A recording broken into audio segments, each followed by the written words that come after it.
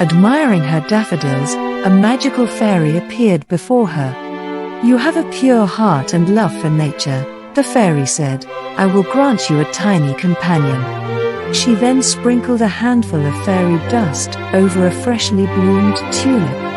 The flower began. Admiring her daffodils, a magical fairy appeared before her. "You have a pure heart and love for nature," the fairy said. "I will grant you a tiny companion." She then sprinkled a handful of fairy dust over a freshly bloomed tulip. The flower began to unfold, revealing a delicate little girl no bigger than a thumb. The old woman named her Thumbelina and promised to care for her as her own daughter.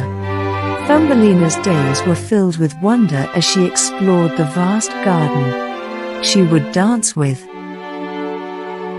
butterflies, sing with the birds, and make daisy chains under the warm sun. However, as she grew older, Thumbelina became lonely. One autumn evening, as the leaves turned golden, Thumbelina sat by the window and sighed. Suddenly, a curious fish, W.H.O. had heard her voice, poked its head out of the nearby pond. "Why are you sad, Thumbelina?" asked the fish. "I am the only one of my kind, and I long for a companion," she replied. The fish, being resourceful, suggested that she seek help from the wise old toad living across the meadow. The next morning, Thumbelina set off on her adventure. She hopped from flower to flower, crossed babbling brooks, and even braved gusty winds until she reached the toad's dwelling. At first, the toad was skeptical.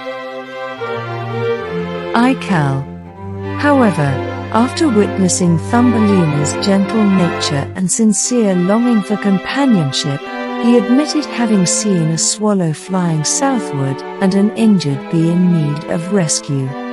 With newfound hope, Thumbelina thanked the kind-hearted toad and followed his directions to find the swallow.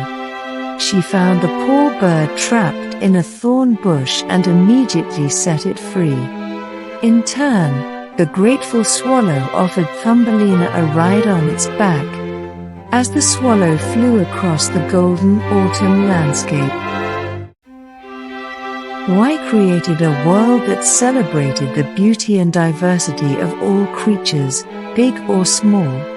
And so, Thumbelina's tiny heart was filled with joy, for she had found love, companionship, and a place to belong, all because of the enchanted tulip. Thumbelina spotted the injured bee. She carefully nursed it back to health, and the bee, grateful for her kindness, introduced Thumbelina to a young bee prince.